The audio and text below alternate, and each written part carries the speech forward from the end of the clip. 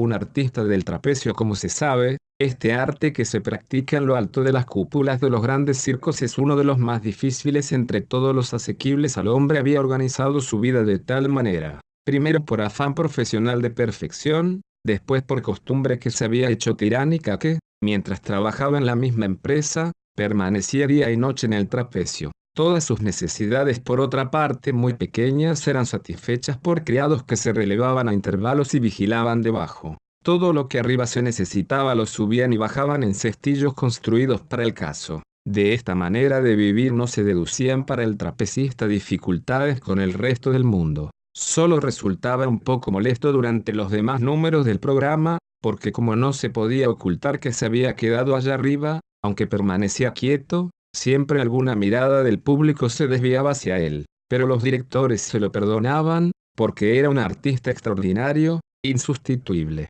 Además era sabido que no vivía así por capricho y que solo de aquella manera podía estar siempre entrenado y conservar la extrema perfección de su arte. Además, allá arriba se estaba muy bien. Cuando, en los días cálidos del verano, se abrían las ventanas laterales que corrían alrededor de la cúpula y el sol y el aire irrumpían en el ámbito crepuscular del circo, era hasta bello. Su trato humano estaba muy limitado, naturalmente. Alguna vez trepaba por la cuerda de ascensión algún colega de turne, se sentaba a su lado en el trapecio, apoyado uno en la cuerda de la derecha, otro en la de la izquierda, y charlaban largamente. O bien los obreros que reparaban la techumbre cambiaban con él algunas palabras por una de las claraboyas, o el electricista que comprobaba las conducciones de luz, en la galería más alta, le gritaba alguna palabra respetuosa, si bien poco comprensible. A no ser entonces, estaba siempre solitario. Alguna vez un empleado que erraba cansadamente a las horas de la siesta por el circo vacío,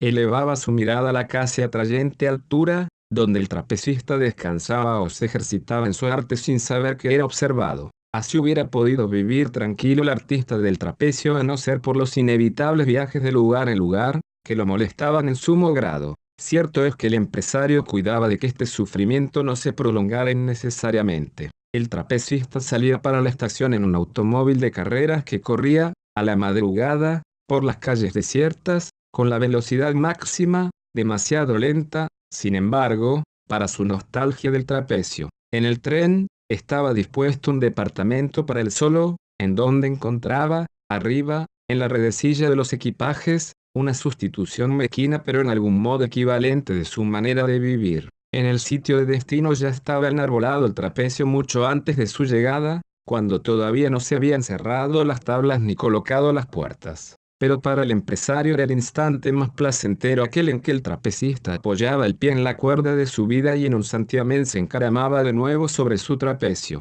A pesar de todas estas precauciones, los viajes perturbaban gravemente los nervios del trapecista, de modo que, por muy afortunados que fueran económicamente para el empresario, siempre le resultaban penosos. Una vez que viajaban, el artista en la redecilla como soñando, y el empresario recostado en el rincón de la ventana, leyendo un libro, el hombre del trapecio le apostrofó suavemente, y le dijo, mordiéndose los labios, que en lo sucesivo necesitaba para su vivir, no un trapecio, como hasta entonces, sino dos trapecios, uno frente a otro. El empresario accedió enseguida, pero el trapecista, como si quisiera mostrar que la aceptación del empresario no tenía más importancia que su oposición, añadió que nunca más, en ninguna ocasión, trabajaría únicamente sobre un trapecio. Parecía horrorizarse ante la idea de que pudiera acontecerle alguna vez. El empresario, deteniéndose y observando a su artista,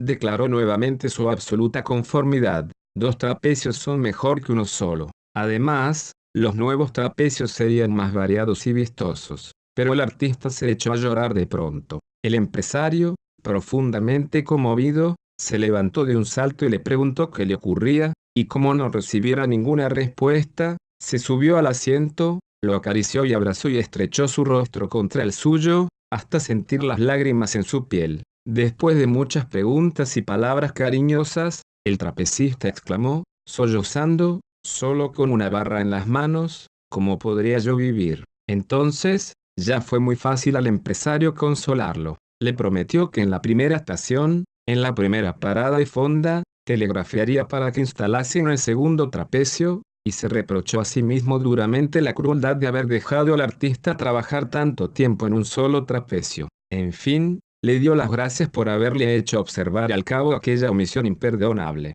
De esta suerte, pudo el empresario tranquilizar al artista y volverse a su rincón. En cambio, él no estaba tranquilo, con grave preocupación espiaba, a hurtadillas, por encima del libro, al trapecista. Si semejantes pensamientos habían empezado a atormentarlo, podrían ya cesar por completo, no seguirían aumentando día por día, no amenazarían su existencia. Y el empresario, alarmado, creyó ver en aquel sueño, aparentemente tranquilo, en que habían terminado los lloros, comenzar a dibujarse la primera arruga en la lisa frente infantil del artista del trapecio.